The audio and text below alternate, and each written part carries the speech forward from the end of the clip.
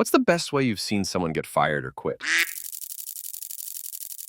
I used to work at an extremely busy Jimmy John's. We had this new guy and he was still learning how to work on the line. During a particularly busy lunch rush, he was stationed on the same line as our GM and another veteran employee who was a total Karen to him. The Karen girl was getting really frustrated with how slow he was the whole rush and making a lot of rude comments to him. At first, he just gave her a little crap back and then got back to work. About halfway through the rush, and she says something to the effect of, "We could go faster without you." This guy extremely calmly takes off his apron, folds it nicely, sets it on the cutting boards, grabs the mayo spatula, sprays the lady's face with a huge glob of mayo, walks over to the pose, clocks out, pushes through the customers in line, and walks out the front door, never to be seen again. 10:10. Exit. Didn't say a word the whole time, and the restaurant froze for about 30 seconds while it was happening. Story 2. Personal story here. Worked at Sears back during my undergrad years, trying to earn enough money to finish up undergrad. Sold shoes on commission, between 7% and 10% of sales depending on the type of shoe, and was making pretty good money, 25 hour, by busting my ass. They were always trying to screw us in little ways, lowering the commission rate on certain shoes without telling us, forcing us to stay after closing unpaid, to clean up, etc. But I was earning enough to put up with it. Then, right before back-to-school season, one of the busiest times of the year, they announced that instead of our 7%, 10% commission rate, they were going to switch us over to minimum wage plus percent commission. I was distinctly not thrilled by this news and made my displeasure known, but we had two options: accept it or quit. Store manager sits me down asking me to stay because I'm his top seller and do a ton of extra work to keep things running smoothly, saying that I'll still make good money through back-to-school season. I heard him out, asked for a pen and paper, and then did some math. Under the new pay system, if I had my best sales day ever every day, I'd still be making 40%, 50% less than I did on an average day under the old commission system. I looked the store manager in the eye and asked if he'd stay if they cut his pay 50%. He said he wouldn't. I stood up, shook his hand, let him know that I appreciated him talking things out with me and that I understood it wasn't his decision, and gave my notice. Story 3. Working at a car dealership. There was this salesman, 60-ish, nice enough guy, but something just seemed off about him. Good employee, always showed up on time, did his job, kept his sales numbers decent, never gave management anything to complain about. One day he went up to the manager's desk and asked if he could leave for a while, said he had a doctor's appointment and he mistakenly wrote it in his planner for the next week, but it was actually that day. He wasn't the type to pull attendance shenanigans, so sure, the manager let him go. 15 minutes later, a bounty hunter showed up looking for him. The guy was carrying a full set of shackles cuffs, leg iron, the whole 9 yards, accompanied by a state trooper. We told him the dude he was looking for claimed he had a doctor's appointment and had just split. He left a business card in case we heard anything and then left. Salesman who took off was driving one of our used cars from the lot when he left. We never heard from him again. We reported the car stolen. 5 days later, we got a call from the state police in the next state over. They found our car abandoned in a Walmart parking lot, undamaged, with the keys in the ignition. We never did hear from that guy again, and to this day, I can't find any arrest records or details about him. I figure he was using a stolen identity, and that is the best way I've seen someone quit a job. Story 4. Very religious dude went on a massive rant to me in the office. Being gay is a sin. Everything you do is a sin and you're going to hell. You're an abomination, things like that. Well, it turned out my manager, who happened to practice that exact same religion, was directly behind me and stood up, shouted, "Get the duck out," and frog marched him to the security booth and fired him there and then. Manager came back and said, "Sorry about that, we're not all bananas. That was about 7 years ago. A year ago, I started working in a new office for a different company. And guess who was there? That's right, him. I tried to avoid him, for obvious reasons. But one day he clocked me and said, 'I used to work with you, didn't I? Back at A, right?' Yeah, we did. Those guys were a holes. They fired me for no good reason. Actually, they fired you because you made horrifically homophobic remarks to me." He turned white as a sheet and walked away. He quit a few days later. Story 5 was in a Starbucks. Some lady complained about her frap. The guy just said, "I had enough of your crap. It's been over a year, and every time we remake your frap," and he grabbed it, threw it at her feet, and just walked off. Story 6. In high school, I worked at a movie theater and a guy I went to school with also worked there. One day, he was let go from his seasonal position after having been told he'd be staying on permanently by the GM. He got really upset in the middle of the main lobby, threw his hands up in the air, screamed, "This is horse crap," and walked over to the candy jars, where people would make these self-serve candy by the pounds bags. He opened up the jar with gummy worms, put a couple of fists full into his pockets, and stormed out while throwing his bow tie into the air. Story 7. Walked into a Jimmy John, and all the employees were dancing on tables and the counters to very loud metal. Manager walked in pissed out of her mind and fired the shift leader, I think, on the spot. I just stood there, watching for probably 5 minutes. Don't even remember if I ordered anything. Weird story I don't think about often. Story 8. Worked in a burger and wing bar in college. If you were good with the kitchen staff, you could get pretty much anything you could imagine for dinner for the cost of the cheapest thing on the menu. Had to ring in something at 50% to keep the boss happy. So it was normal for servers to come in with crazy ideas, and we'd make them. I was kitchen staff. Anyways, I was working a slow day, and one of the bartenders brings me a pitcher of beer and a request for dinner.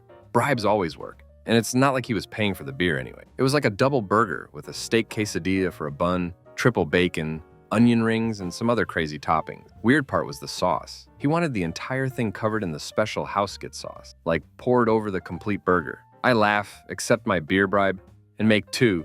Hey, I'm hungry too. So I plate them, tell the other kitchen guys I'm taking my dinner break, and bring them out. I sit down and start eating. Bartender takes his massive burger and throws it at the restaurant manager and says, "I quit," then downs a shot and walks out. The sauce-covered quesadilla burger was ducking amazing, but the evil glare from the head boss while I was trying to eat a copy of what had just been thrown at him was making it hard to finish. But I did. It was a great ducking burger. To this day, I still have no idea why he didn't just... Story 9. I didn't witness it firsthand, but it's the ducking dumbest out of a sitcom crap I've ever heard of. Coworker gets wind that his boss is unhappy with him and he might be fired soon. Builds up his confidence and goes into the boss's office to straighten everything out. I guess he lost his composure because the talk quickly deteriorated from adult conversation to duck you, you're a ducking, I hate you, everyone hates you, duck you, I'm out. The boss asks what brought this on. You were going to fire me. I was? You weren't. No. I see. Well, can I stay then? No. Story 10. I can tell you the worst way I've experienced. My boss asked me to get a file off of my coworker's computer. I was unable to retrieve the file because of the piles and piles of adult film she had saved throughout her computer, including photos she took of herself in the office bathroom. Those scarred me. I still haven't recovered. I basically told my boss I think he had better look for the file himself and see if he has any better luck. All I hear from her cubicle is his horrified shouts. No, oh, not that. Is that my bathroom? Needless to say, she didn't have a fun meeting with him when she got back from lunch. Story 11. I used to work at a McDonald's. I was there for 4 years as a manager working at an owner-operator system, not corporate. Thanksgiving morning, we were open for breakfast only and began closing around 10:30 a.m., usual breakfast end time. One of my fellow managers left her phone out by the drive-through runner station. Now, since it was a holiday and we were closing early, lots of crew were acting out and having fun, which our owner encouraged as long as we were still being professional, appropriate, and serving guests first. One of the crew members grabbed the phone, and unfortunately, the dot station was not covered in any of the camera's views, so we didn't catch the culprit. We chalked it up to a git named Keith, but couldn't actually prove anything. Fast forward a few months, and Keith is having bowel issues. As the shift manager, I keep having to find someone to cover him because it seems like every 20 or so minutes, he runs to the restroom for at least 10 minutes. After an hour and 3 bathroom trips, I'm ready to send this guy home. I go back to the office where my support managers are. One is the owner's son, the other is the manager who lost her phone, and the third is actually the shift manager for breakfast. And let them know. It feels like simultaneously they all yell at me not to let him leave. Okay, strange. The owner's son has been on the phone all morning with my support, the one who lost her phone, in the office with him. Turns out they have the phone company on the line and are trying to find out who has been using it. I'm absolutely, completely unsure how they found out, but Keith did take the phone and has been using it ever since. Now, this git hasn't used the bathroom in about 30 minutes and is begging me to let him go. I tell him that I need to get some people back from break before I have a replacement for him. A few minutes later, max of 5 minutes, I get another crew member to cover for him. Keith runs to the bathroom and is in there for 10 minutes again. He waddles up to me, absolutely reeking of wetsuit, and tells me that he didn't make it in time. I can't let this guy walk around in crap, let alone where we make food, so I send him home, shuffling his way to the back to grab his stuff from the crew room. The owner's son and my support manager call him into the office. Accusing Keith of stealing the manager's phone, the owner's son fires him. This guy was just fired from a McDonald's right after he hit himself. Story 12. A coworker went on a rant at my manager in front of customers, shouted at her and called her a cupcake, Jabba the Hutt, looking mother ducker. He then was promptly fired and left. Story 13. I was working for my dad about 10 years ago, and my best friend was working at this pizza place that treated him like crap. So my friend asks my father for a job, but my father tells him he will only give him a job if he goes into the pizza place and tells the manager he is an a-hole. I went with him to confirm. It was hilarious, and I worked with him for about a year after that. Story 14. I don't really think this is the best way, but it is one of the more memorable ones. Years ago, when I worked at Disneyland, the night crew of one of the roller coasters decided to take a last ride after the park closed. They went out without the lap bars down,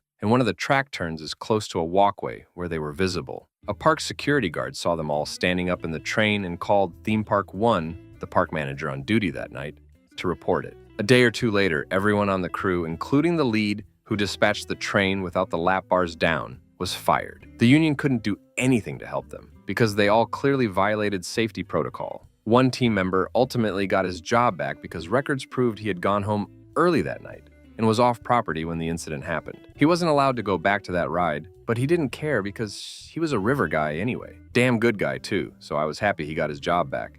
In case anyone wonders, this was in the 1990s, and after closing rides and such were common, provided we weren't being unsafe. On some rides, we'd have to tag out, take a tag to indicate we were somewhere inside the ride, and it was unsafe to operate at the moment. But as long as a lead, manager, or someone from maintenance knew we were there, things were fine. I have a lot of pictures from the times I went through the rides after closing. Such fun memories. Now, with all of the safety concerns, I doubt it would ever be allowed. Story 15. So we had a dude who kept showing up to work stoned as duck every single shift. This dude was not smart at all and was trying to hide it despite being textbook stoned, laughing randomly, red eyes, looking like a ducking space cadet. It wouldn't normally be a problem because if we can't notice it, we don't substances test, so who cares? But this dude just wasn't doing his job at all. My boss decided he was going to try and use scare tactics to get him to stop coming to work stoned. Or he was trying to get him to admit it so we could fire him on the spot. My boss was not a serious guy and was really just doing it to see what the kid would say. He brought him into his office with a witness present, sat him down and began gazing intently at him over the desk. The kid starts sweating bullets. Then he leans across the desk and says, "Are you high?" The kid immediately starts babbling that no way, he's not high. My boss cut him off and yelled,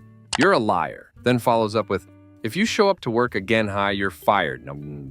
Now, get out of my office." The kid scurries away like a puppy with his tail between his legs. Raucous laughter ensues. The kid stopped showing up after that and was fired anyway. Story 16. A mid-sized company where I worked had started out small, just about 15 employees on site, and another 20 or so in a recently acquired location in another state. When I started, policies were pretty lax. Vacation time was plentiful. Perks were arranged. The CFO would steal the skateboard out from under my desk and skate through the office. After about a year, policies tightened up. Skateboarding in the office was a no-no by anyone, even the CFO.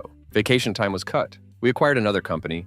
We remodeled the office. A couple years after that, we moved to a bigger office, and a year or so later, the not-so-small company was purchased in June or July by a much larger company. By that November, the new management was scheduling all employees for either group meetings or individual meetings with the new directors. And by then, we all knew what was coming. If you were scheduled for an individual meeting, you'd better have your desk packed up ahead of time. If you were scheduled for a group meeting, you were in for God only knows how much misery while processes changed, management changed, rules and policies changed. Again, the week these meetings were being scheduled, I was in the process of moving closer to the office, into an apartment with one of my coworkers. I'd taken a night job near the office, but that meant I didn't get home till after midnight, or to bed until 1 a.m., and was back up at 5 a.m. to make it to work by 8:30 a.m. I had to leave the house before 6 just to make it on time. I'd begun to pack my desk on a Friday, the day they scheduled my individual meeting. My coworker asked, "Are you still planning to move in?" He too was scheduled for an individual meeting,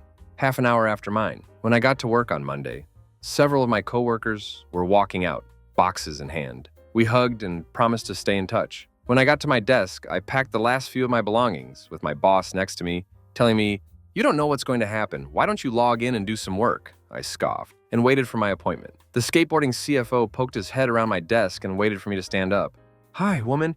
How are you?" He looked hangdog and sounded genuinely sad. His whole day was going to be people yelling at him, begging him, crying. I looked him in the eye, grinned at him, and said cheerily, "Well, CFO, I gotta tell you, this is the best day of my life." The CFO looked shocked, but crap. 5 years of working for no respect and no appreciation, and I get to go home at 9:30 a.m. with 3 whole months of pay? Yeah, you bet. That was the best day of my life. The last thing I put in my box was my skateboard. Story 17. I used to work at a pizza shop and delivery drivers were always coming going. Anyways, one day we had a driver named Ivan who was a bullcrap artist and very lazy during the notoriously busy Friday night shift. Ivan leaves with about $100 worth of food and is gone for a while. Orders start stacking up and people are looking for their deliveries. Manager calls Ivan to see where he is, and Ivan replies he decided to take the food to a friend's house and wouldn't be coming back. He stated that the crafty food and cash he had would be sufficient enough compensation. Manager calls owner, who ducking hits the roof, came in and had murder in his eye.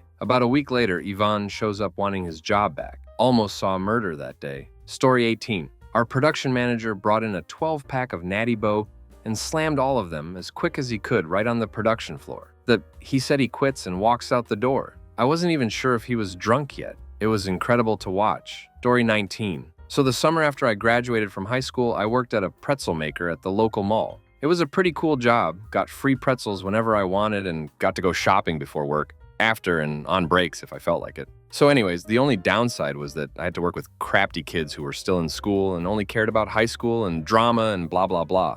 And I was always the kind of person to avoid such annoyances and unnecessary drama, mostly due to the fact that my family caused plenty of that crap already. But to the point, out of all these annoying kids I worked with, there was one guy in particular that would not leave me alone. He was a junior in high school, typical duck boy type who vaped, smoked, did substances, drank. He was quite the troublemaker. I honestly don't know how he managed to keep that job for however many years that he did. So he would do the typical immature things you'd expect from a schoolyard bully. He'd make fun of me, throw raw dough at me. He even threw a knife at me at one point. Now, he was a banana head to everybody, but he was especially bananish to me. I would always let my supervisors and the manager know whenever serious things happened. I would even ask to be scheduled on days that he didn't work so I could keep the job and stay safe. And then he was put up for the position of being a new supervisor, and he got it in a heartbeat. So now he had even more power. He started showing up late, or not showing up at all. He got into a couple car accidents and a few fights. He would blast Eminem on the speaker in our store and scream the lyrics at me and my coworkers. He pushed and pushed to get reactions out of people. He made a lot of the girls at work cry. He tested the limits so far that I thought it would never stop. I had been looking for other jobs, but there was no place that would hire me, despite my efforts to look like the best employee in the world. I had no choice. I had to bear with it and hope that maybe someday our manager would grow some tits and fire this a hole. The tension just kept building and building. So many of us reported him so many times for being rude and inappropriate and threatening. And then the most satisfying workday of my life finally came. The manager had finally has enough, and when the banana hole tried to fake sick to not have to come in, she fired him over the phone right then and there. Sure, there could have been a more vengeful or justice-fueled way to fire him, especially if it wouldn't have taken way longer than it should have. But for me anyway, I felt a whole lot safer after he got fired. Story 20. Personal experience, also female. Intended misleading handle. I worked a couple months as a bartender at a local joint that was very popular. The creepy male owner hired me on the spot and handed me papers that stated that the dress code was skin, skin, skin. Heels with a minimum of 3 inches had to be worn for every 8-hour shift, which you wouldn't think is too bad until you're walking around this huge bar serving people, stocking cases of beer, and completely spot cleaning the entire bar every night. Skirts and shorts only with low-cut shirts. I'm typically the conservative type, so I didn't intend on going back, but before I left, I conversed with one of the bartenders, and she told me she made nearly $200 a night on top of the hourly $10 pay. Because of it, and I really needed funds, I gave it a shot. First day, I wore a shirt with no cleavage showing. She cut my shirt, didn't even ask, just grabbed some scissors, walked toward me, asking if I'd read the dress code. When she asked if I wanted to work or go home, grabbed my shirt and snip. I was too startled to even react at this point. The money was just as great as I was told, but the majority of the guests were huge perverts, and the manager never backed the bartender, only his customers. Even if they got handsy, he sat on one corner of the bar every day, got crap-faced, and made degrading comments whenever you were near him. So I did multiple absolute best to avoid him. His wife was a huge Karen and measured the liquor count every night, making us pay for any shortages out of pocket, even if pourers were faulty. One night, I was getting supplies from the storage room and the husband stumbled in, locking the door behind him. "Where are you going to run to now?" he asked with his bulging boner and his Speedo. He wore this in a tank top when we were closing and his wife went home early. I told him that if he didn't move out of the way, I was going to puncture a hole in his wrinkled ass balls with my stilettos. He threatened to fire me and I told him he'd be doing me a favor. He started laughing and let me pass, saying I should lighten up. I went to work the next day with the intention of walking out, spoke with the other 3 bartenders on shift, telling them what happened, and they shared equally disturbing stories. We all decided to wait until peak time and walk out at the same time without a word on a Saturday night during a huge event, and we did just that. I later found out that he was a registered offender and had over 20 counts of harassment charges, but his brother was a lawyer, and his family had government ties. Story 21. I work at a construction company, so manly men, etc. This happened in the late 90s. One of our workers, Joe, came into the office to speak to the owner. Joe had been around for a little while. He was still an apprentice, but was very thorough, so the owner was planning to work with him to get him up to foreman level. Anyway, Joe had come in to complain about his foreman, Bill. Nobody liked Bill, but he was a little skinny guy, so nobody really paid too much attention to him. So Joe said that Bill was calling him names. What kind of name? Big baby. Okay, Joe goes on to say how horrible this is and makes him feel bad. The owner says he'll talk to Bill and have him quit name-calling. Joe got more and more upset, raising his voice. And the final thing he said as he left was, "How would you like it if he called you a big baby?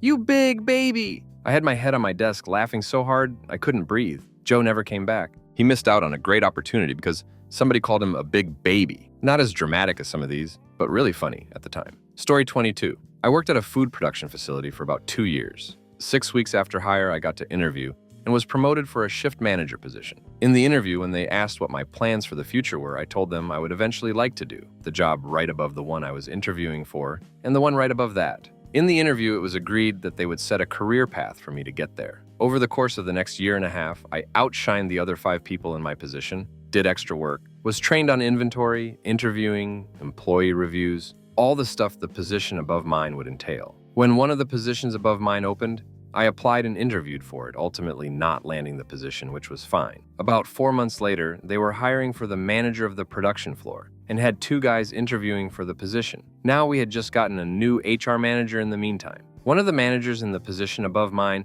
ended up being promoted to that management position. Since he was promoted, and another manager left, there were 2 open jobs for the position I had previously applied and was more than qualified for, wording by talks with 3 separate managers. HR ended up hiring the 2 guys from outside the company that were applying for the top manager position. The jobs were never posted. Thusly, I never got to interview, let alone apply for them. The newly appointed top manager, who was previously my manager, came up shortly after and basically said that he knew I was qualified. He was sorry, and he had no control over the situation. Yeah, right, he got his and I didn't. I told management that I wanted to demote myself, which was not without precedent, as a coworker had done so about a year before. I got pulled into a meeting with HR and the newly promoted manager, and the situation was laid bare. I could wait 5 weeks for some attendance points to fall off so I could apply for the demotion. This policy was enforced only when they felt like it, and there would be no guarantee a position would be open in those 5 weeks. I told them, "Okay, I'm done." The newly promoted manager said, "In 2 weeks?"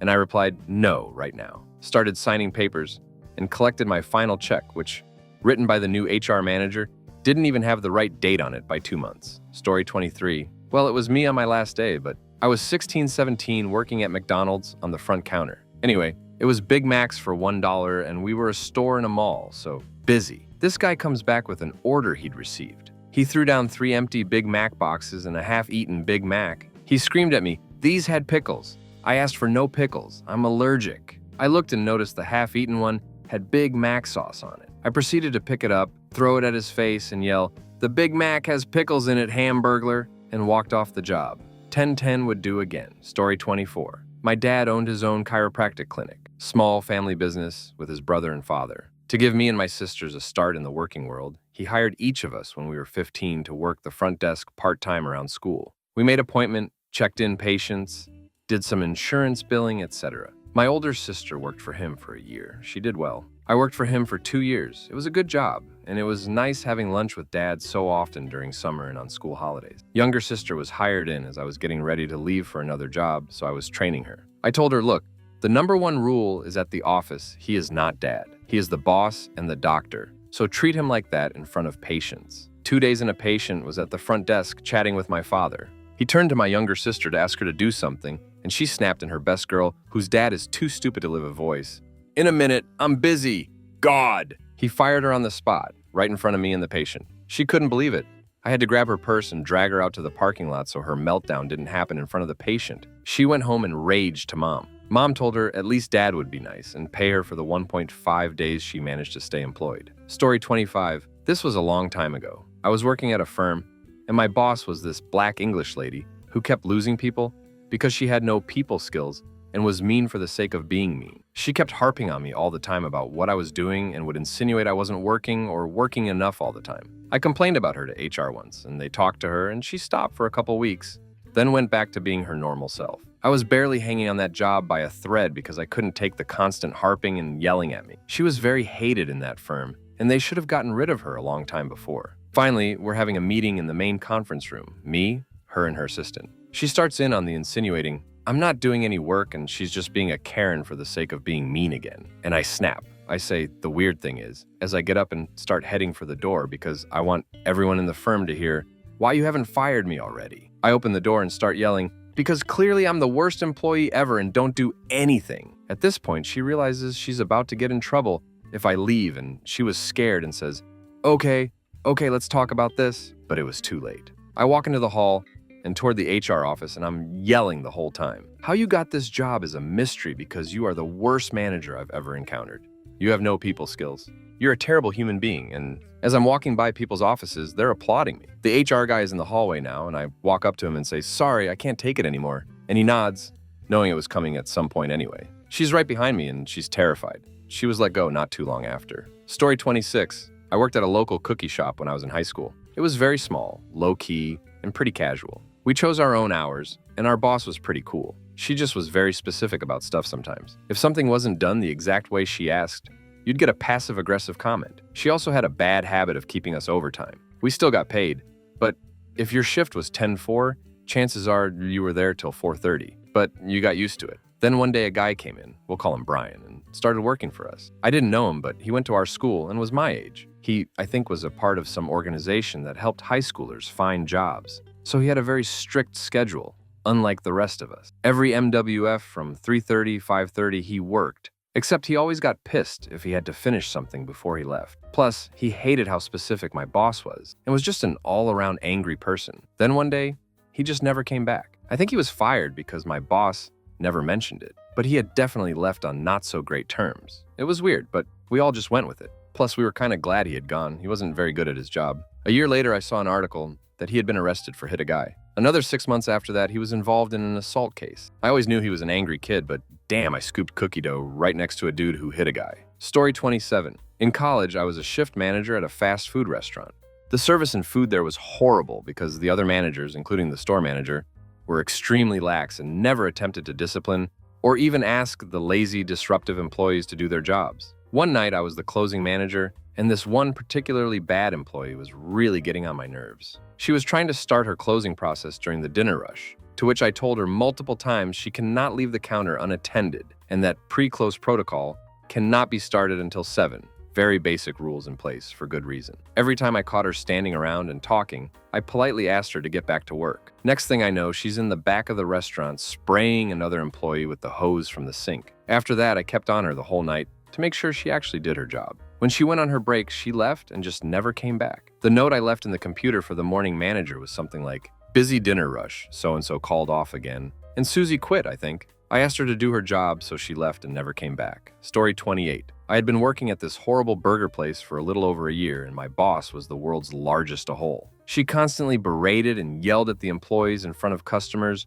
over the pettiest crap. The day I quit, I forgot to charge an extra 25 cents for cheese, and she screamed at me for a solid 5 minutes. I had finally had enough, so I told her very calmly that I was quitting, and I went and clocked out. She kept screaming and told me I couldn't quite right now because I still had my work shirt on, and that was company property. So I took off the shirt in the middle of the restaurant and walked out in my bra. Story 29. I worked in a food court next to a merry-go-round. One of my coworkers, though, this guy on the merry-go-round was looking at him funny. He goes up to ask the security guy what would happen if he fought the guy. Security told him he would be escorted off the property. He still attempted to fight the guy. We had to fire him because he was banned from the mall for a time period. Story 30. I worked at a bakery, and shortly after I started, it was taken over by a micromanaging, power-tripping control freak of a woman with absolutely no business experience whatsoever. She ran us all into the ground, tried to take away our day off after Christmas, after I'd worked multiple open-to-close shifts back-to-back, and after she doubled the number of items we sold. She was a ducking nightmare. Customer complaints went through the roof because she instituted ridiculous rules was staggeringly inconsistent and couldn't oversee things properly. So many mistakes were made. She nearly fired me for explaining that something she wanted to do violated physical laws. She knew nothing about running the bakery, but refused to listen to those of us who did. In the end, she drove me to a nervous breakdown, and I quit. But I didn't just quit. I took everyone else with me. As soon as I left, everyone else started leaving too. She lost all her senior staff, her catering manager, literally everyone who actually worked save one person. In the end, she was left with her resident kiss-ass, the baker who routinely showed up hours late and did weed constantly, the woman who worked with me at my location and desperately needed her job, the aforementioned hard worker who was a very nice person and whom I liked very much, and a revolving door of employees who got a taste of what she was like and left. Then she quit. Things had been rough for months. Boss lady had been trying to buy flour from other local bakeries, which was a huge no-no. We did our own grinding from berries on site and fresh daily. And then one day people turned up to locked doors, a dark store, and a sign saying the place was closed. Boss lady had shut it down overnight and skipped town. She'd killed one of, if not the, highest performing franchises in the country for that bakery, and it has yet to return to town. Story 31. So this goes back to when I was a manager at McDonald's while I was working through college. To get it, you need some backstory. So the store was pretty old and poorly laid out. One day when one of the other employees was stocking up the sauce cart, she pushed it a little too hard, and one of its edges cut a network cable under the counter. The store manager called in a support ticket, but it would be 3 days before they could send a tech, holiday weekend, to repair it. I was the only person in the store with any tech savvy and knew it was just a matter of replacing the cord. I told him I had a spare at home that I could loan at no cost until they got a tech in to officially replace it. Went home, had him sign off that it was mine, and replaced it. 2 days later, he canceled the call. Fast forward 2 years, and same manager out of nowhere starts accusing me of stealing a deposit, even though there is video of the safe and back office, where the deposits are gathered before getting dropped into a lockbox within the safe, proving that at no point in time was I anywhere near said deposit. I was on video for my entire shift in the kitchen, again, proving beyond any shadow of a doubt that I never even laid eyes on said deposit bag. He gets so up in my face and aggressive about that, I eventually said fine. Threw my store keys on the counter, walked out to my car, grabbed the sheet that he signed off saying the cable was mine, walked back in, unplugged my cord, clocked out, and went home. 4 days later, they finally got their computer systems back up so they could actually use their registers. Story 32. Had a guy get hired in at a retail store who was going through a divorce. He worked with us for 6 months before he quit. His wife was a doctor and didn't want this divorce to worry her partners and her reputation. Instead of finalizing the divorce, the guy gave her a deal. Pay me $10,000 a month and I'll stay married, but we will be separated. They signed a legal document with some lawyers behind closed doors. The last day he came into work and told me the story. About 2 hours into our shift together, his wife walked in and handed him a check for $10,000.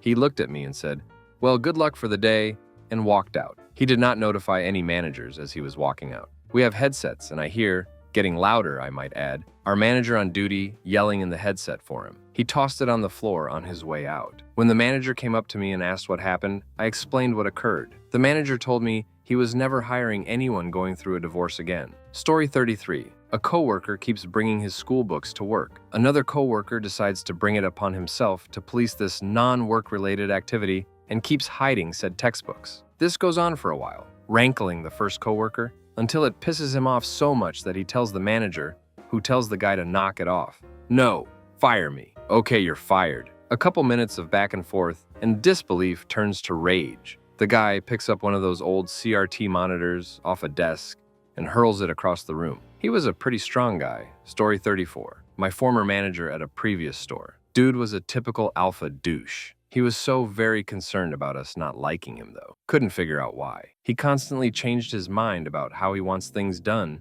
and would Karen if you didn't do it his way. I got Karened at for stocking the toilet paper the way he had wanted it 2 days prior. I had been off for a couple days, so I wasn't even aware of the new method. Well, my crew was made up of veteran stockers and very tight-knit. We didn't appreciate his meddling. Made his life hell. He swore many times that he would fire us, but it was never taken seriously. The store manager would never allow the entire crew to be fired. In fact, most of us would have to seriously duck up to be fired. So one day he goes on emergency vacation for a family emergency in Chicago. Turns out he went back home to find a new job. Duck you, crying Ryan, story 35. There was this guy at work who did the classic, "I'm talking crap about the boss, and I don't realize he is standing right behind me" thing. We worked at a deli, and he was hilarious. He once asked an a-hole customer, the kind that comes in twice a week and brings his sandwich back every single time because it's always not how he wanted it, "Would you like semen on that?" Completely straight-faced. Anyway, he is standing by the entrance to the kitchen. We were complaining about the boss. He is counting out the register and starts going off. He then goes off about how the boss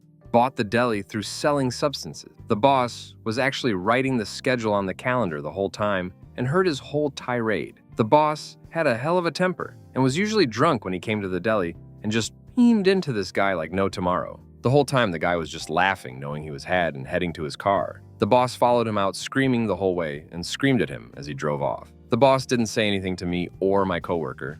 It was just the three of us working. He just went to the fridge and took out a case of Heineken and drove off. It was hilarious. I still think about it and laugh. Story 36. I worked in telecom in their finance department. I was originally hired to do 1/3 of the payment process for roughly 800 accounts, 150 vendors. After my original hiring manager stepped down, whom I adored, the business tried to reorganize our department. This reorganization resulted in my job now involving 3/3 of the payment process for over 3,000 accounts, over 500 vendors, without the proper increase in pay grade or job title. There were about 7 to 10 other people in the same position as me that were then given this new responsibility without any choice in the matter and without offering increased payment for the increased duties. I started out by being polite and professional about the increased workload without increased pay. I raised concerns to my immediate supervisor during one-on-one meetings and during team meetings. About 8 months later, I was far less polite and professional. I was often told if I was unhappy with the situation, I was more than welcome to quit,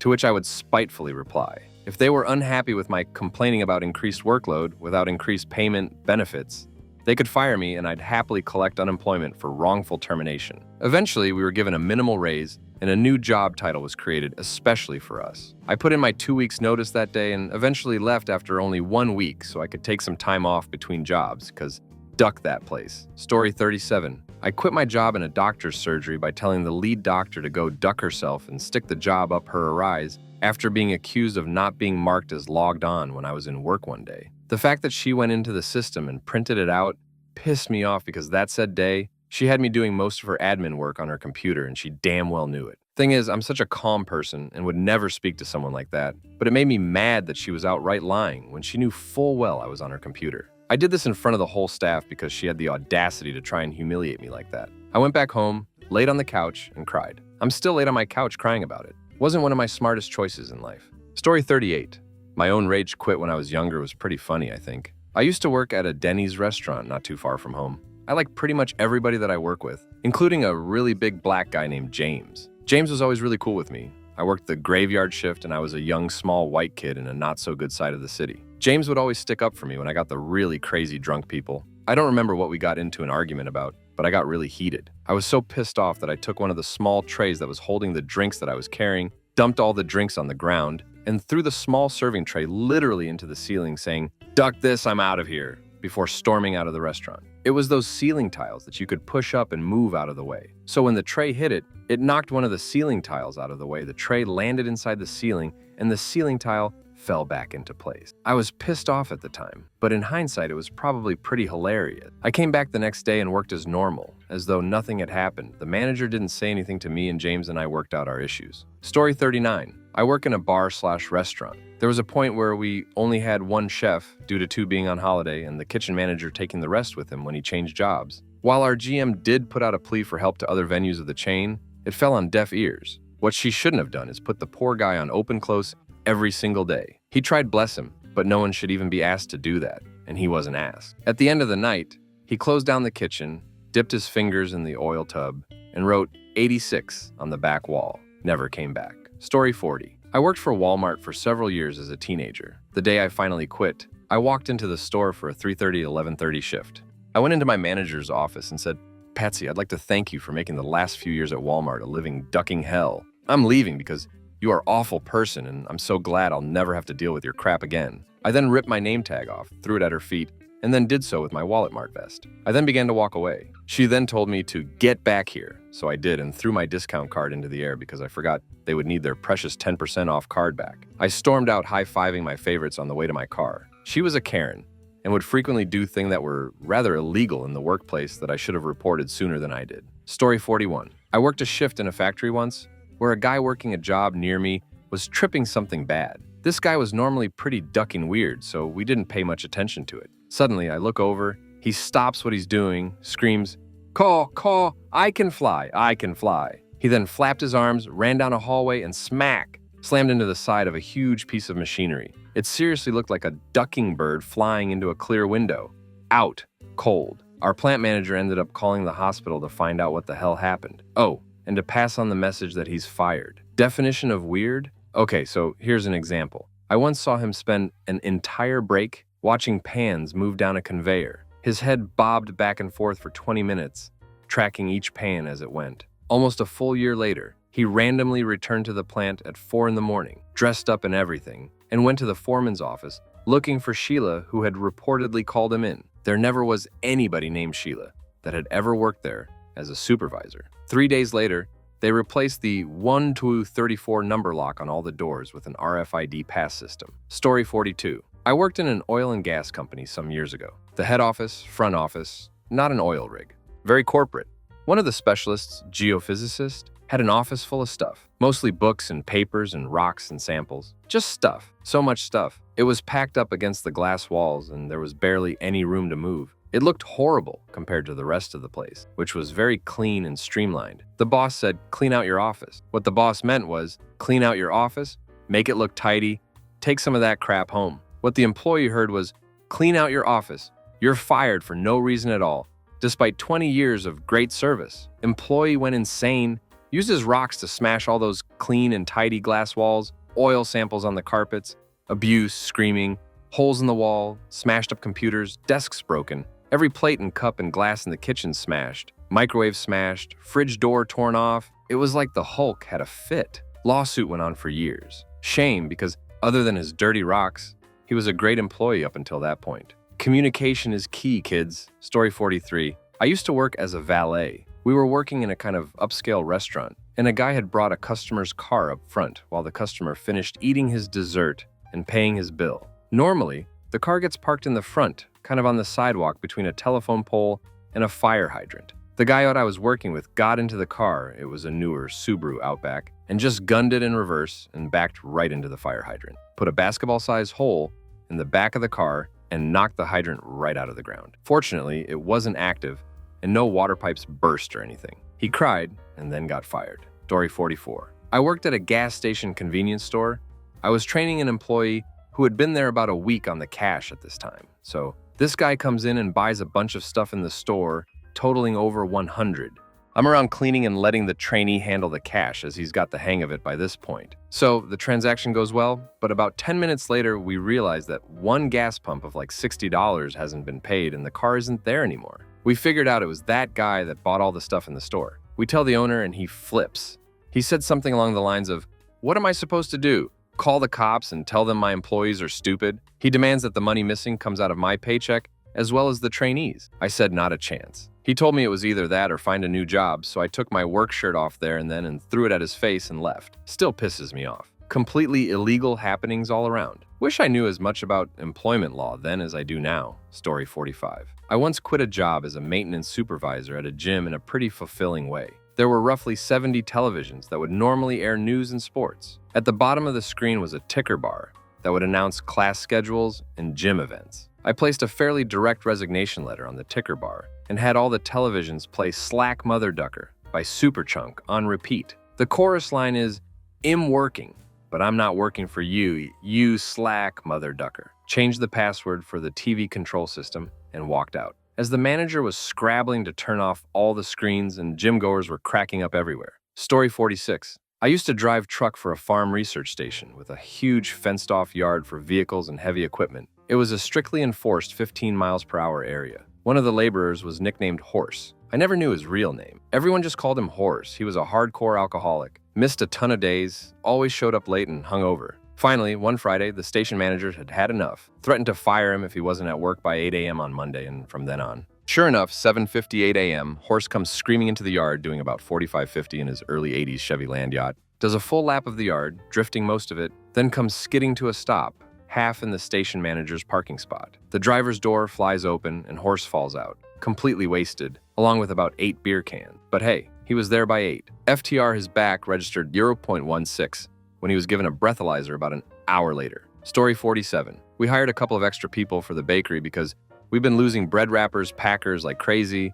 Some days we'd be lucky to have one all day. Well, one got fired for letting her family come into the bakery and allowing them to get cookies off the racks without paying for them. She only got caught and fired for it because a couple of people walked through and caught her. This happened a few weeks ago. I mentioned this in another comment in another thread. Another one got fired because she had been put into jail a year or so ago and never mentioned it on her application, nor had she mentioned any pending court dates that were recently coming up. I don't know why she had been in jail or the reason why she still had court dates, as I worked with her on Saturday, and when I came into work today, she was no longer with the company. The only reason why any of us working today knew the newest bread wrapper had been in jail and the pending court dates was because our manager made a point to tell us that if anyone else had any criminal records we were keeping for the company, it was best to come forward now. Story 48. Worked at a member-only box store. Members often thought they could do anything because they pay for a membership. One member got irate when the cashier told him that his membership expired. The supervisor stepped in and pulled him into the office with another manager. They calmly told the guy that he would have to renew, and he spit out a racially charged tirade against the cashier and supervisor. The supervisor was a boxer and jabbed the guy 3 times in the face, then took off his name tag and laid his keys on the desk and walked out. Story 49. Worked at a Papa John as a shift leader, and my good friend was the GM of the store. We were probably 20 or 21. We had hired this new guy as a delivery driver. Dude seemed weird and was probably in his mid-30s. He was always late to work and always not wearing his uniform. I opened the store one day. GM buddy came in to close and this driver was scheduled to come in. GM told me that if this guy showed up late again, he was gonna fire him and wanted me to stick around in case things got sour. He was late and GM calls him into the office. I'm sitting at the front of the store, eavesdropping. Guy says he's always late because he's also a carpenter, but GM wouldn't have it. Dude storms out of the office yelling, "Duck you, this is bull crap," and other stuff. Gets in his car, slams the door, and peels out. Comes back in like 5 minutes later. GM comes out of his office, and dude asks him what day we get paid. Okay, well, duck you. It was hilarious. Story 50. I worked on a big military housing project about 10 years ago. One of the inspectors was a big, loud, very imposing former drill instructor. Let's call him Cleveland. We got along very well. We had a large storm in the area which caused a lot of damage. We had to keep working, but it prevented the sanitation company from being able to service the Porta for a few days. With several hundred workers, they became unusable very quickly. Anyways, I am building a deck on the front of one of the houses when I see Cleveland coming up the street, obviously very agitated. When he gets within hearing distance of me, he starts yelling, "You, my name? Guess what I just caught those mother-ducking roofers doing?" Me, I don't know, Cleveland, what? Cleveland, I just caught those mother-duckers crapting in the ducking corner of the ducking garage. Cleveland, I told those mother-duckers to pack their crap and get the duck out of here before I put my boot up their mother-ducking asses. Mother-duckers. Then he storms off, careening at anyone who crossed his path. Story 51. My coworker informed our supervisor that they would be taking a new opportunity and would have to resign, effective immediately. The supervisor was understanding and even had him complete the shift so he would get salary for the entire day. My coworker busted his ass and worked harder than ever for his last day. And the supervisor also made sure the sick days he took last week were properly entered before the end of his last day. We get paid sick leave on an as-needed basic, but if it wasn't signed off on before he quit, he wouldn't have gotten the money. At the end of the day, we held a team meeting to wish him well. It was a great time all around. Story 52. Here goes. My team leader at my workplace got suspended and will probably be fired. He was the epitome of an arsehole and was always hassling me and the staff members, even as going so far to harass my female colleagues and touching them in a sexual manner, as well as cussing out one of my colleagues' children. Along with me and our colleagues, the majority of us signed a complaint letter addressing his conduct and his behavior. We all got our union involved and sent a copy of the complaint letter to them, as well as sending a copy to the HR department. I came to work and found out from my colleagues that he got suspended. We were all overjoyed at this, and now our workplace feels more calmer and nicer. And to my now former team leader, who I'll not name here, we all want to say this: we're ducking happy to see the back of you and won't miss you at all. Story 53. A hostess at my job was on her first shift. The manager at the time just left her at the host stand, and we crashed hard. Because she didn't understand the flow, she was double, triple seating Severs, which eventually she crashed the kitchen. After the shift, I was in the back eating some food, and she came back and asked me if I had anything to write with. I didn't. She looks around, finds a purple crayon, scribbles "I quit, good luck" on a napkin, tapes it to the office door, and walks out. Story 54. One of my coworkers at Jimmy John's had apparently quit the week before I was hired. In fact, I had been hired to replace her. But on my very first shift, she's there, working the register, and continues to come in during my shifts for that first week. Found out later that once the managers got over their initial confusion as to why she was there at all, they asked her about it. They basically told her that she had quit the week prior and shouldn't be coming in for her shifts because she wasn't being paid, which should have been obvious because she wasn't on the payroll anymore. She responded by saying something along the lines of, "I wasn't actually serious about that, but was told to leave regardless." Story 55. I didn't see it, but my best friend's roommate quit Dairy Queen by yelling at the manager saying, "I quit," and made himself a blizzard on the way out. My memory's fuzzy on this one, but there was an article a while back about a man who quit his job via a YouTube video, and he was hired by another company based off of his video. Story 56. Was attending a festival at a local garden store. They were having crazy deals on plants, free seeds and buds, refreshments, the whole 9 yards. They had even set up a face painting tent run by a local face painting company. Obviously, this was the place to be. After standing in line for a half hour among little kids, it was finally my turn.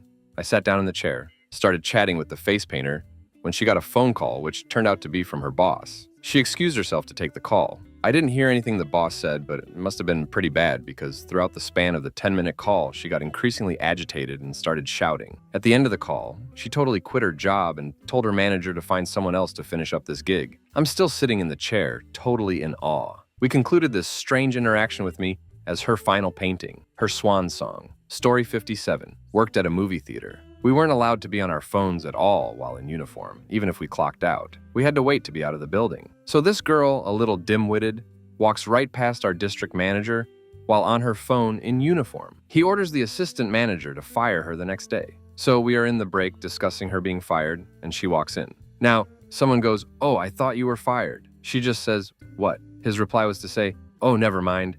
We are talking about pancakes." And everyone was just played along. She went in a few minutes later and came back crying, stating she's been fired. She was already on thin ice, and this was her last write-up because she consistently came back uneven in her drawer and wouldn't really do her job. Story 58. I had just started as an intern on this digital department of a big company. The ET guys were a special group, really cool, friendly guys that just kind of did their own thing. The rest of the company was full of pretentious wannabes, so I really liked the IT guys. Well, fast forward a couple of weeks into the internship. We had a big goodbye party for 2 colleagues that had been at the company for a while. Table was rented at a nice terrace, summertime, and many pitchers of beer were bought. Apparently, a fight erupted between my manager and one of the IT guys. Next thing I know, the IT guys emptied the entire pitcher on top of our manager. He was soaked for the rest of the evening. The IT guy just left, and actually never even came back to work. He just took out all of his holidays and then gave his month's notice. Definitely an interesting start to my working life. Story 59. When I was in high school, I worked at a vet clinic. After getting caught smoking a cigarette and not clocking out,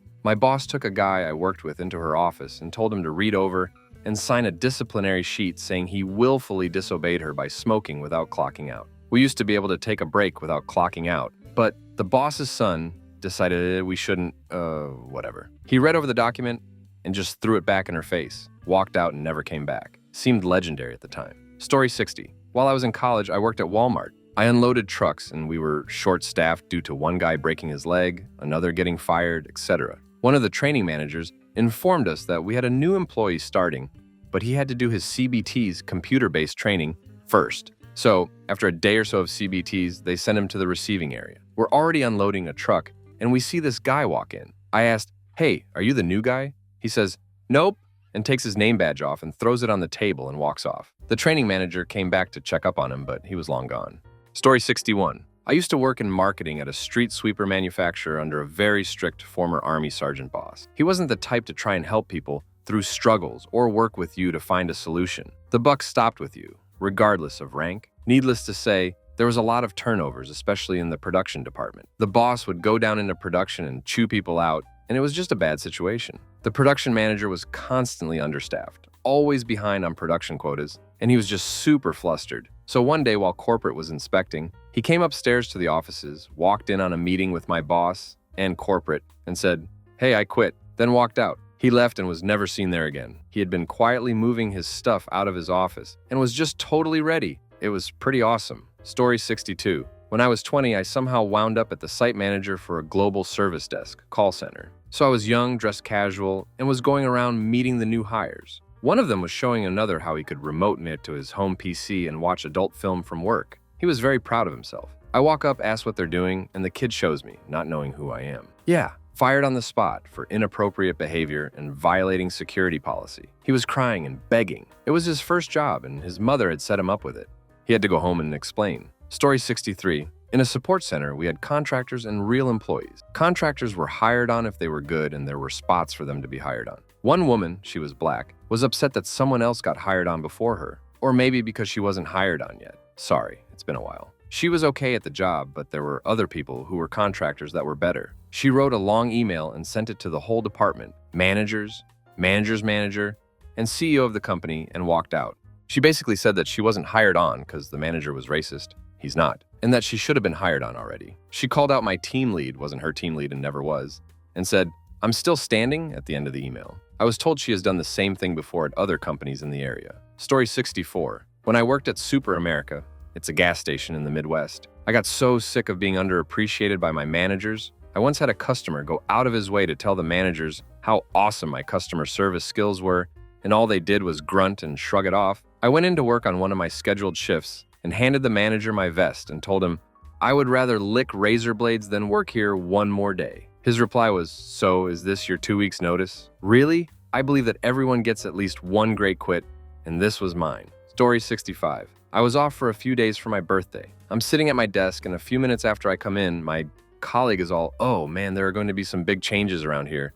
Management isn't happy." And I just sat there for about 10 seconds in silence and just said, "Okay, I don't care, because I'm going to quit." I then handed in my notice and proceeded to work out my 2-month period by doing absolutely nothing because I was in a catatonic state of depression. That wasn't very cool, but I did enjoy just quitting at the slightest hint of having to do any work. Story 66. I was a case manager for a while after I finished undergrad, and there was another one at my office who was clearly ready to quit and retire. Anyways, right before an important state audit, all the files this guy is responsible for go missing. Very bad situation since they wanted to review them. Owners calling the case manager who isn't picking up and slowly becoming angrier. After about 2 hours, she demands I call him and see what is going on. He picks up immediately and tells me to tell the owner. He went to his lake house in Wisconsin with the files and would not be returning them. She hits the roof. State shows up for the audit and fines her heavily for the missing files. $500 per client file, times 20 or so files. Story 67. First time I had to fire someone, I was nervous as hell. He was my age, so that made it all the more awkward. I took him to the front of the building and gave him the productivity down after consistent warning speech. He laughs and went to go back to his station.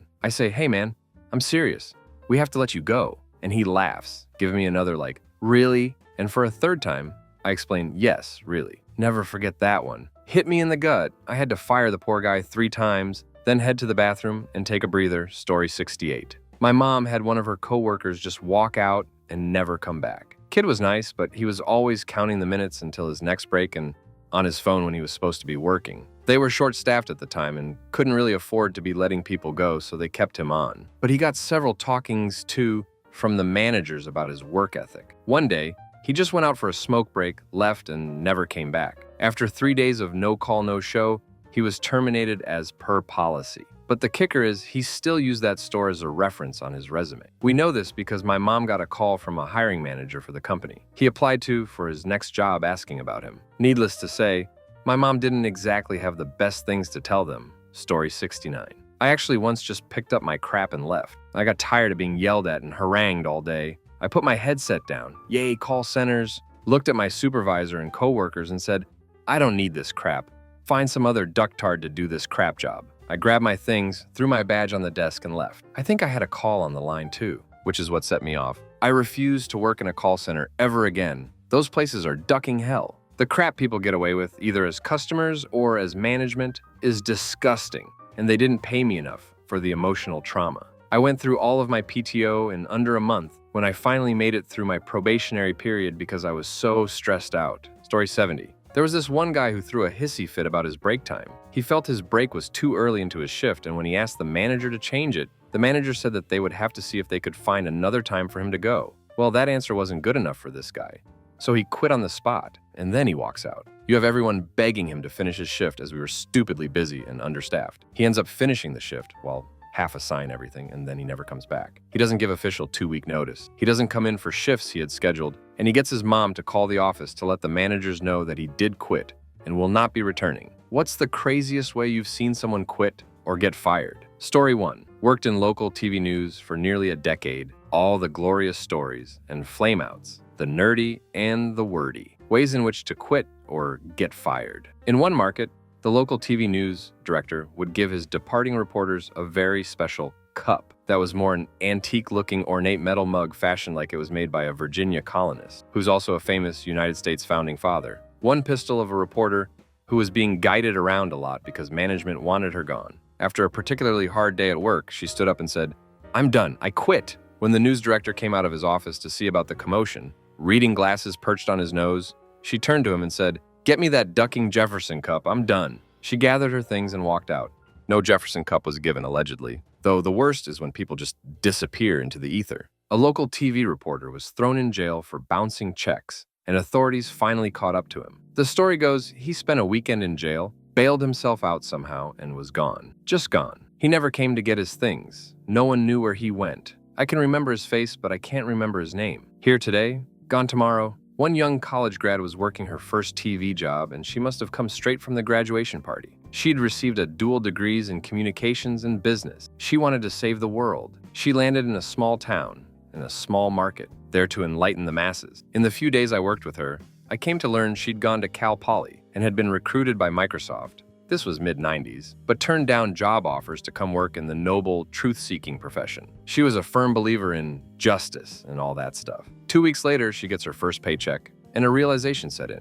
She opened it up, read how small a number it was for the 2 weeks of work, normally 60 hours. She walked out that day, flew back to California. I like to think she ended up in a profitable career in the technology business, maybe WorldCom. One energetic reporter was arrested for breaking and entering. This man created such an antagonistic relationship with the local sheriff's office, and after being shut down on story after story, he took matters into his own hands. He broke into the sheriff's office one afternoon by slipping into a side door of the department in a, quote, restricted area, and made it through the back halls to 3 stories into the sheriff's department. With camera on his shoulder and a mic in hand, he proceeded to enter the sheriff's main office and rapid-fire question after question he'd wanted an answer to. He was detained for a short time. He was toast after that. I remember a camera guy was hired and fired within 2 weeks. He was fine the first day at work. Then each preceding summer day, he got more and more ripe. Now these prim and proper female reporters had to spend sometimes hours and hours during the day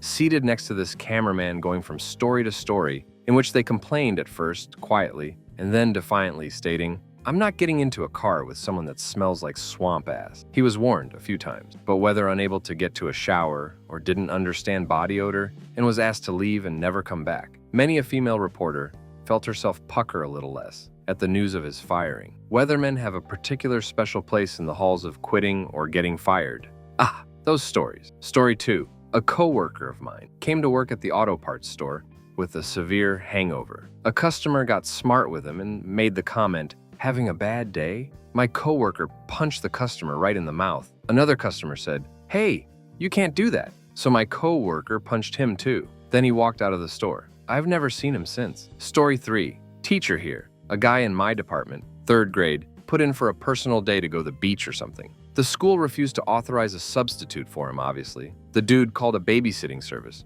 to watch his class while he went to the beach. We found a non-English speaking high school student showing the class cartoons on her computer while she took a nap. Needless to say, he was fired, and I'm pretty sure he had to have his licensure reviewed. To clarify, we only had to get approval for personal days if we gave less than 72 hours notice or left during an exams period or field trip day. There were only 2 or 3 subs on call each day, and they were for people who were sick, had emergencies, or otherwise physically incapable of getting into work.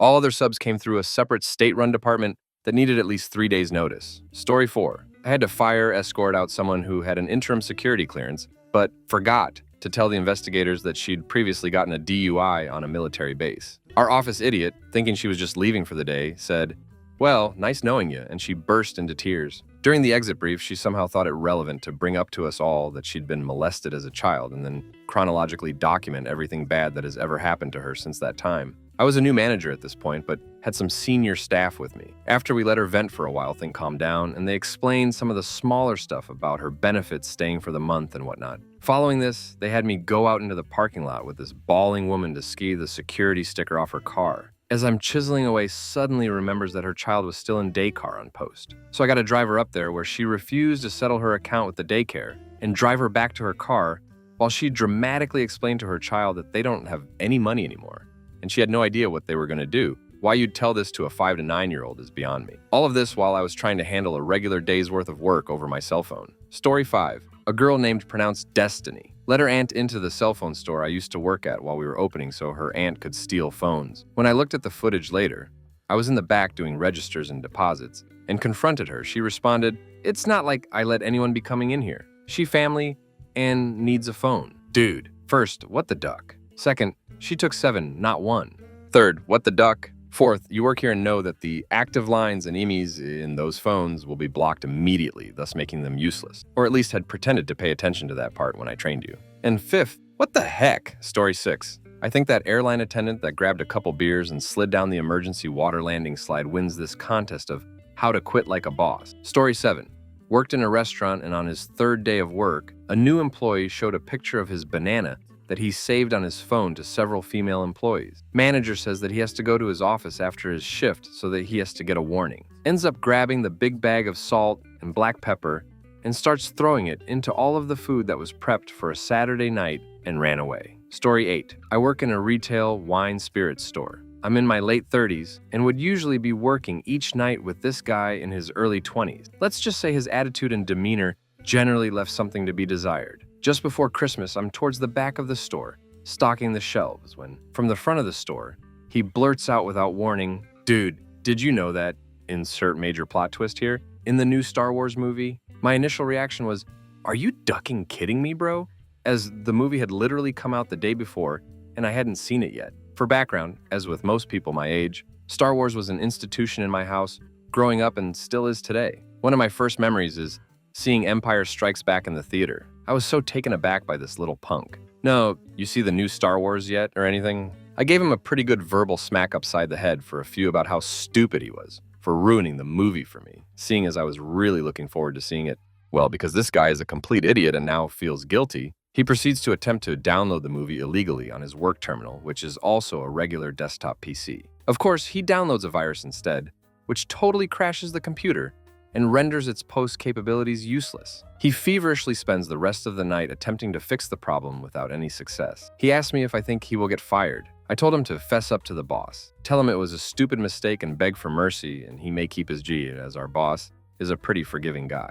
Well, the next morning, my boss calls me and asks what happened to his terminal. Surprised to find out that he hadn't confessed, I told my boss the whole story. My boss ended up having to spend several $100s to get the computer up and running again, and we had to work off a single pose for about a week. When the kid came into work the next time, my boss handed him a check for all the wages he owed him and told him he was fired. Story 9. I worked grill at a Del Taco. Halfway through my shift, a big beast of a woman came in furious that she didn't get her shake. After 20 minutes of me trying to calm her down, even after telling her I'd give her the shake for free, I got fed up with her and customers in general. So I went in the back and filled a large cup with cold ranch dressing, gave it to her, and immediately quit. Story 10. My friend was a little dude, pointing his finger over and over bigger man, boss, and just ripping him apart like, "You piece of crap, duck you. You never ducking, never appreciate what we do. All you do is micromanage the hell out of us. We see you on Amazon. We see you looking at guns. We see you chatting to this girl all day. I never even liked you. Duck you. Blah, blah, blah." There was more to it, but I just remember seeing my boss tear up a bit since he was never in a situation like that before. HR had to come out and tell them to take this elsewhere since everyone was like, "Oh my, what the heck?" Story 11. I was a manager at a restaurant where we began promoting an employee up to management with us. A guy that I will call Jake was really nice and a great worker, but his personal life was a mess. So after he gets promoted, the safe is always coming up short after his shifts. This goes on for a few weeks before he is finally fired. They never caught him taking money, but the money he was in charge of always went missing. During his termination meeting, he is blaming us because we didn't teach him how to add the nightly totals. This is a small restaurant with a dismal profit. The nightly accounting was literally simple addition of 4-digit numbers, and he was a 40-ish-year-old man. I feel bad because he was a nice guy, but he's obviously stealing and must be pretty stupid to think that him adding the numbers wrong is why the money is missing. Plot twist. Years after leaving the job, I found out that another manager got fired for stealing. The scary thing is that she was the one who always found and reported Jake's money missing. The way closing worked, the night manager would count up the money and seal it in the safe, then the day manager would verify it. Well, she was always the day manager when his money was missing. So now I'm pretty sure that this guy got framed and lost a job he really needed. He was uneducated, had a poor work history, but was hardworking and likable. So a bump to manager was a good step up for him. I'm glad I had nothing to do with his termination, but now I feel like a banana for assuming he was a thief. Story 12. This one happened to me recently. I started working at a local t-shirt shop last April. It was a small group of 4 people who kicked out thousands of shirts a month. The first few months were great. I was learning how to print from the senior printer. He was a real good guy and had been holding down the company for 5 years. Summer was our busy time. We did a lot of summer camp stuff and we had been killing it and crushing our goals. About 2 months in for me, the owner walks in the shop with his son-in-law. The guy training me sees this and his jaw hits the floor. The owner walks over to my trainer and tells him he is going to hire his son-in-law back and asks if there's going to be a problem. My trainer proceeds to tell me how irate he is at this. Apparently, this guy worked there before and got into a big fight with the guy training me before going to jail for his 4th DUI. Everyone thought he was gone for good. We had a huge order come in early for a collage, 10,000 shirts, double printed. So the senior printer set up the job and ran them all week long, printing everything crooked and misaligned.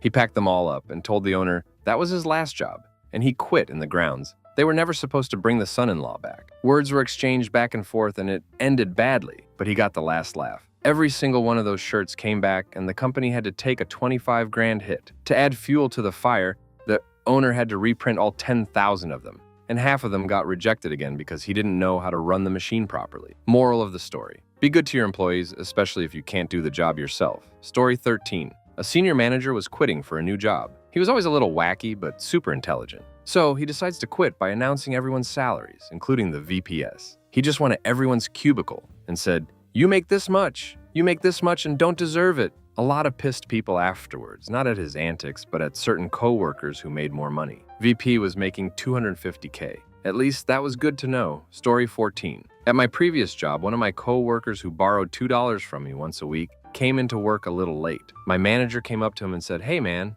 your manager is having a meeting in the break room at the back of the store and wants to see you. Could you go meet with him? Not thinking anything of it, he strolls to the back of the store, past his department, that he doesn't realize has one more person working than it should have. About 3 minutes later, I see him walking around the corner with a big frown and his arms behind his back. I'm thinking, crap, did John get fired? As he walks closer to me, I say, hey man, do you have that money you said you'd have for me today? As I'm speaking, I realize he's in handcuffs. I'm not terribly observant, and being escorted by a police officer. As he fully exits the building, my manager yells, oh yeah, if you weren't clear on this, you're fired. Turns out he had been ringing up gift cards for $200 a piece every shift and discounting them at the postas so that the drawer didn't come up short. He would have gotten away with it if he hadn't made his purchases with those gift cards and his employee discount. Story 15. I had a crazy manager once when I was on a janitorial crew in college. I am female and told her I was taking time off to go deer hunting. She thought that this meant that I was a lesbian, and then she hired a butch lesbian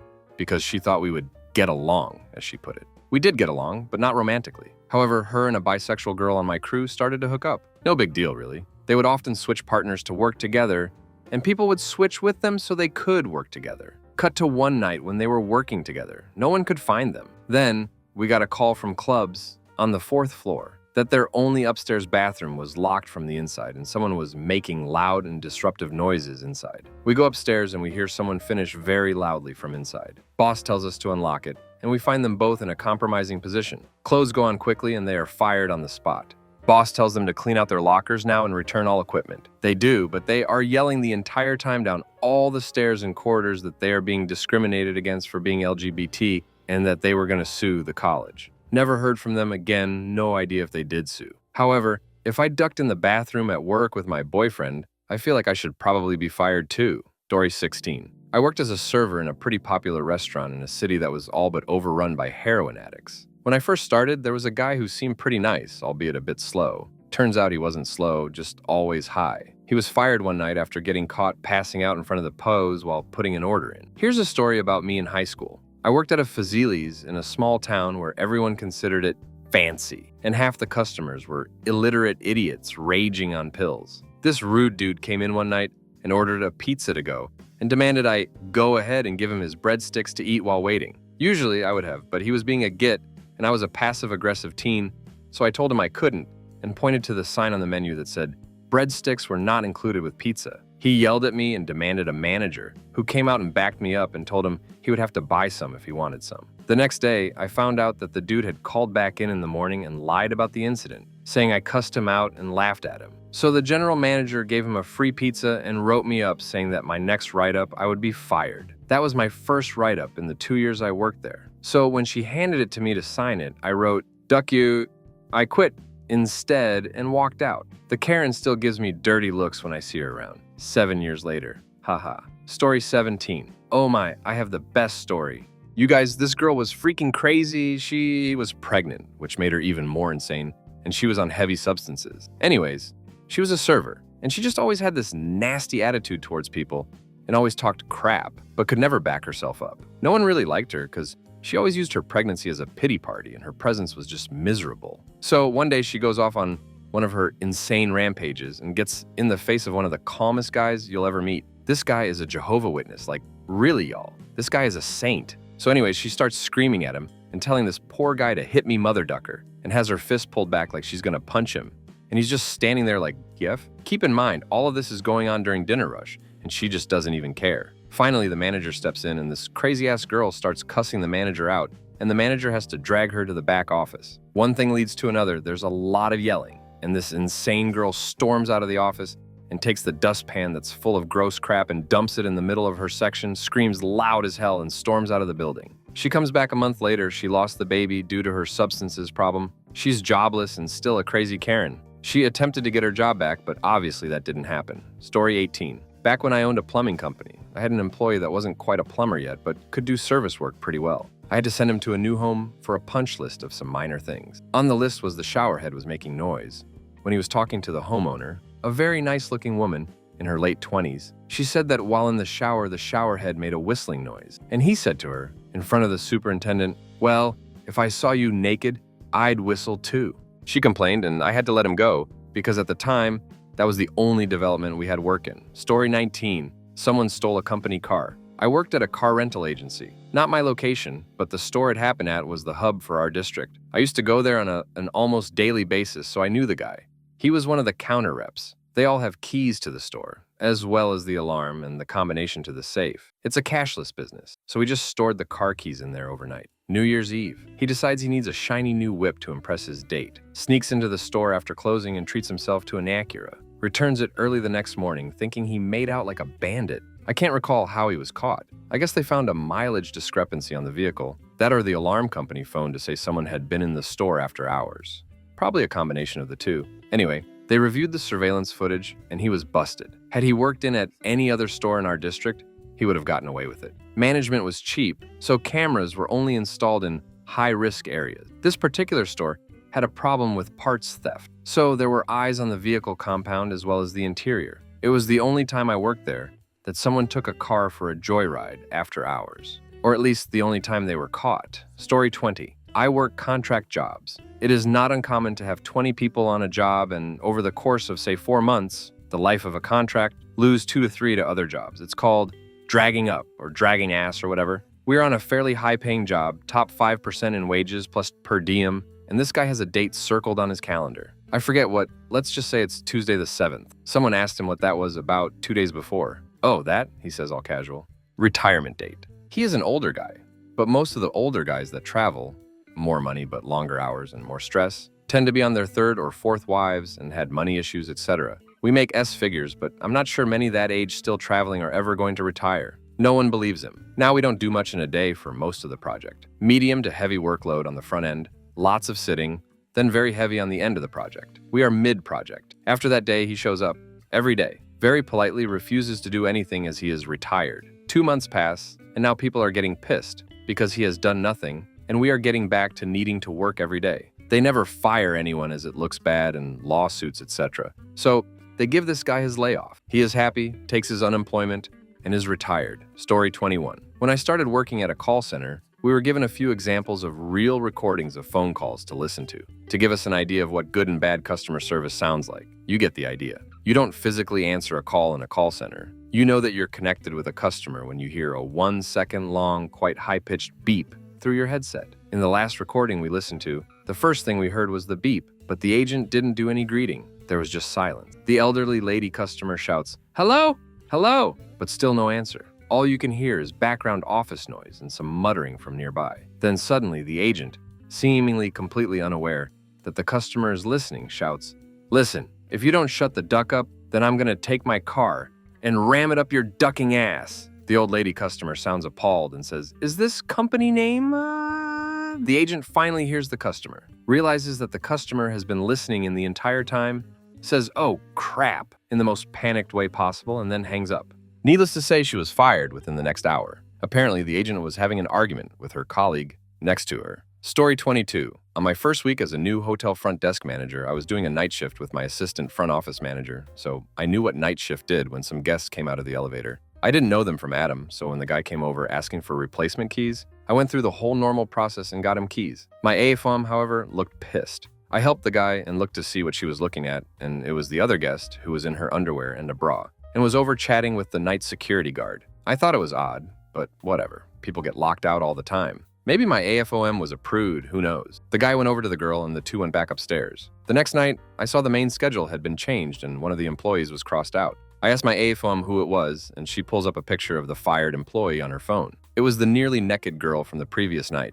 Apparently, she'd been given warning to stop going up to guest rooms and sleeping with them. But since she figured I had no idea who she was, which was true, she could get away with it. She didn't expect my AFOM to be there that night. Story 23. I used to work at a job in ad sales where, when you made a deal, you would hit a gong and people would go up to you, clap, and give you high five. One day, a pretty brunette girl made a sick deal, goes up to the gong, hits it, then turns around, sticks up 2 middle fingers and says, "Peace, Koreans, I quit." It was ducking and awesome. I wish I got her number. Story 24. I used to work at a college bookstore, and one guy quit and took a dump in the front pocket of a hoodie and put it back on the rack toward the back. It was there for 2 days before anyone could find it. Story 25. I worked at a major chain musical instrument retailer. It's a great job to have in your early 20s, and it was in Los Angeles, where a ton of musicians trying to make it live. So of course, every person that plays guitar, drums, DJs wants to get hired there, and the callback list is miles long. So this guy, who applied every 6 months for 3 years, finally gets hired. The store is a bunch of musicians selling what they love. But yeah, substances use was pretty commonplace. And as long as it didn't affect anything, you were probably going to get a pass. Well, this guy shows up his first day, gets shown around, then gets left in the break room alone to watch the training videos. Break room was attached to the Brass Plus Woodwinds depot I worked in, so I'm the first person our female cashier came running to. Guy was sitting buck-ass naked in the break room sink, splashing water onto his crotch, head to the ceiling, just tripping straight balls. I have to check he's not about to die as the cashier goes and gets a manager. Yay, he was fired on the spot and escorted from the parking lot. Story 26. I used to manage a call center for the AFL-CIO in my mid-20s. I had just promoted this guy to assistant manager and let him hire some people, and he hired this guy who used to fundraise for the local opera house. Seemed like a good fit,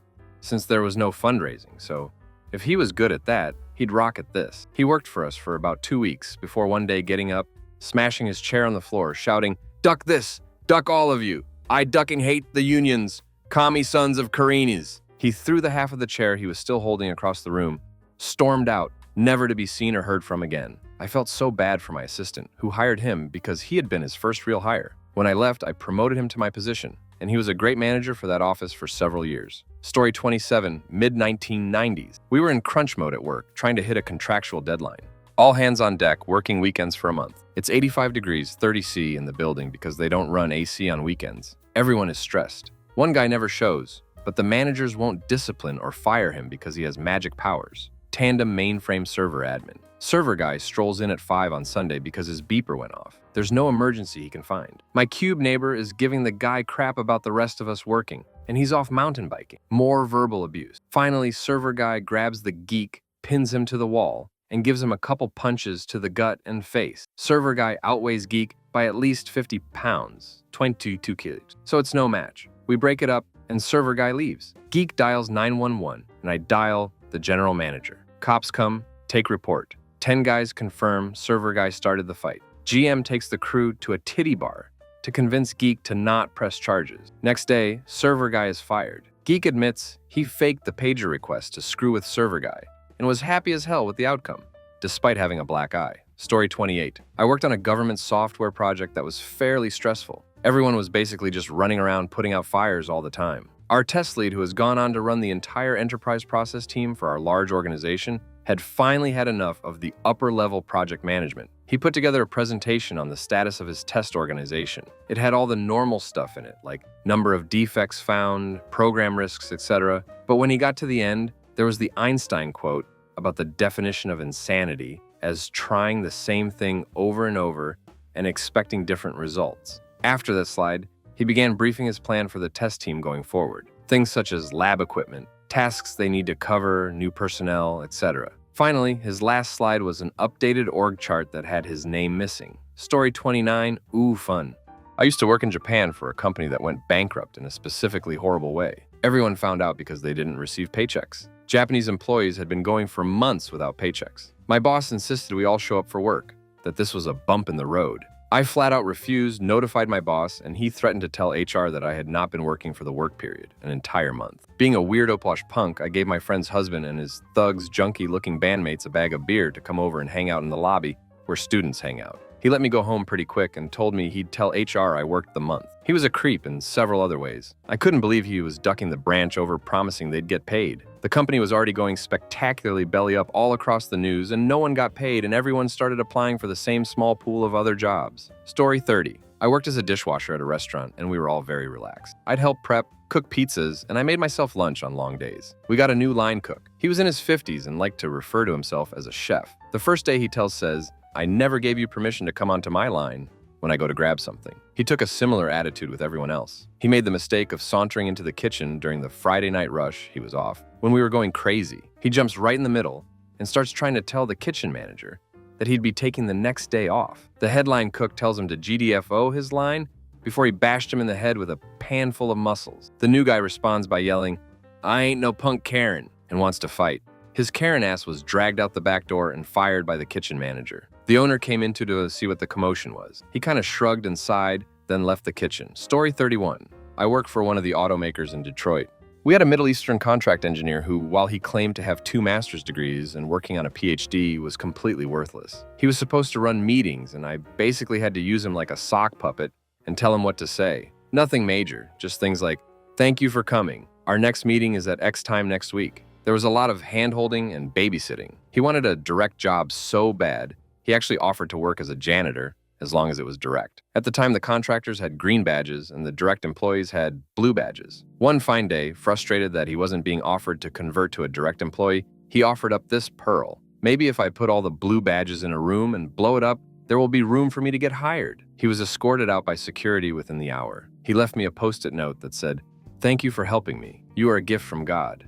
Yikes. Story 32. Work at a pizza place in Tallahassee. The chef was real fed up with his pay and the heat, and during the middle of a Friday night shift, he just went out to the back of the restaurant, pulled a ladder against a fence, and hopped over it without telling anyone. The waitresses thought he was on a smoke break for about a half hour. He keeps up his vengeance by calling the restaurant a few times a month, ordering complex requests, and then never coming to pick them up. Story 33. We were having pizza and beers in the office one Friday evening, and a new member of staff arranged for her dealer to meet her out in the car park and sell her substances. She then proceeded to do a couple of lines in the work bathroom and offer some to at least 2 of our colleagues. It's actually ridiculously hard to fire people for substances-related issues in the UK, but she was still in her probationary period. So she wasn't technically fired. They just waited a month until her probationary review meeting and told her it wasn't working out. I'm all for helping people who have an issue and truly want help, but she is actually one of 3 different people who have brought their substances issue to work,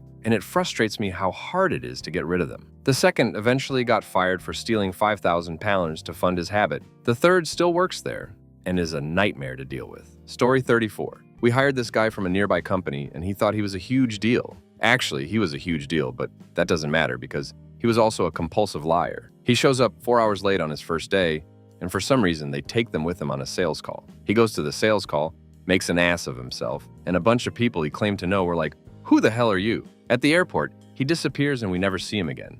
He just stopped coming to work. A few weeks later, his laptop shows up in the mail. Meanwhile, we get a note from someone at the nearby company that he is still working there. HR gets involved and they tell the nearby company what he did. Being employed by two companies simultaneously violates both companies' confidentiality agreement. So basically, he quit my company without telling anyone and was fired by the other company for violating confidentiality. Good times, story 35. I'm a bartender at a country club, and this one member is always an a-hole and just got under the skin of one of our servers so badly, who can't handle pressure well to begin with, that the server just said something along the lines of, "Eat a banana, you old duck." Storms behind my bar and on the Shiner beer tap, dunks his head under it, takes a few big gulps, and then just leaves, and I haven't heard from him since. Story 36. Oh, I want to toss my own hat in. I worked at a bowling alley. On this day, I was coming in to work my normal 2-2 shift after the manager had been there solo since 8 a.m. As soon as she saw me, she told me to check a memo that had been posted. It said, "Males are no longer allowed to wear jewelry." I chuckled a bit and looked at the line of 4 to 5 groups waiting, plus a birthday party. Then I took my work shirt off, tossed it on the counter, and asked for her to call me if things changed. The most satisfying part of that is she was left to close by herself and work 8 a.m., 2 a.m. Story 37. There's a problem at my job of people getting fired for the stupidest reasons. One white coworker remarked to another white coworker in front of a black supervisor, "Isn't it weird to be working with all these freaking black people?" One coworker used the company message system to call our boss a Karen without realizing that, surprise, the company message system is monitored. One coworker got drunk on a weeknight and decided to go into the office at 2 a.m. He tripped the office security system, and the police showed up to find him drunkenly stumbling around the building. We all got a mysterious email the next day reminding us not to go to the office between 7 p.m. and 7 a.m. We only got the context a few days later. It's been months and no one seems to know what he was even trying to do there. Story 38. I work in a hotel restaurant. We had a bartender once who had been there for several years and was one of the best workers we had, and everyone liked him. Well, one day some of the other male coworkers and some of the customers started giving him a hard time after a girl gave him her room number. He was not interested, did not swing that way, but they pushed and pushed for him to go to her room. So when he got off work, he proceeded to get super drunk, then was eventually pressured to go to her room. He went to the room, knocked on the wrong room, proceeded to force his way in and pass out briefly on the bed, and was eventually convinced to leave after he regained some consciousness and was crying incoherently. He then proceeded down to the lobby, puked, and passed out again on a couch until the police arrived. And that is how my coworker was simultaneously arrested, fired, and banned from the premises. Story 39. This happened in a different department, so I am a bit sketchy on the details, but two people who were of opposite genders, but both gay, got fired for having experimental sex with one another in the parking lot while on the clock. They apparently just wanted to try it out to see what they were missing, and for some reason, couldn't hook up off after hours. Story 40. I work on a ship as an officer. Working on ships are very stressful at times, doing 12 or 7 days for as long as your contract, which varies from 4 to 8 months, which may cause people's mood to vary very quickly. So this incident did not happen during my watch, my duty time. It goes like, the captain was in a good mood and pranked the officer on the watch. Soon after, the captain told the lookout at the bridge if you see any lights to inform him, as he had to reply email. This lookout tried to get back at the cap too by calling the CAPT and saying there was a light, and when the CAPT asked him where, he pointed to the moon, saying, "There, that's the light." CAPT immediately kept quiet. When we reached the next port, the poor guy was sent home. Story 41. The craziest firing at my store was how I ended up becoming a manager. Newer manager at a different store in a not-so-pleasant area had actually been doing pretty well, until she came flying out of the back of house with blood pouring out her arm. Told her supervisor she had cut herself prepping food and proceeded to jump in her car to drive to the hospital. Too bad she was speeding and got pulled over by the cops. She finally admits to them she was shooting up heroin and the needle broke off in her arm. The cops made her go back to the store. The manager's office was covered in blood spray. It was over everything. The next day, the owner asked if I wanted to be a manager. That was the second time substances addicts had gotten me promoted. Story 42. About 10 years ago, first thing in the morning, the warehouse supervisor was talking to the third shift guys before they left. The third shift guys were all black. One of the first shift guys, who was Middle Eastern, not in the country for a long time and still had a thick accent, he goes up to the supervisor and says, "You want to hear a joke?" Supervisor says, "Yeah." Guy points to the black third shift guys one by one and says, "Black man, black man, black man." Honestly, I don't know if because of cultural differences he knew how offensive it was, or if he just thought it was harmless fun. Regardless, he was gone within a few minutes. Saw him working in a gas station a few months later. Story 43. Guy came into the office on a Saturday sales office, so majority of employees work MF 9 to 5, with his girlfriend, and proceeded to have sexy times in one of the conference rooms. He didn't bother checking the floor, 36,000 Marnscar, to see if anyone was here, and was caught and reported by another employee. According to Story, he didn't have the door closed, and she was quite loud. I've been in the office over the weekend, work in it, and it's really quiet here, which means any noise is amplified. Corporate security came in the following business day and walked him out the door. On Story 44, I had a classmate, Mark, in high school. We would have been around 14, 15 years old. We were in dummy maths, and mid-class we noticed him standing up looking directly at the teacher, Mrs. Early, who was sitting at her desk at the front of the room facing the class. The teacher noticed the commotion the class was making with everyone whispering and talking about Mark standing up looking weird. She told him to take his seat, to which he stuck his finger up at her and replied, "Eat crap, Mrs. Early," then walked over to the window and climbed outside. Mind you, we were on the second floor. The class went bonkers. He jumps and runs off across an open field, flashing his eyes. I never saw him again.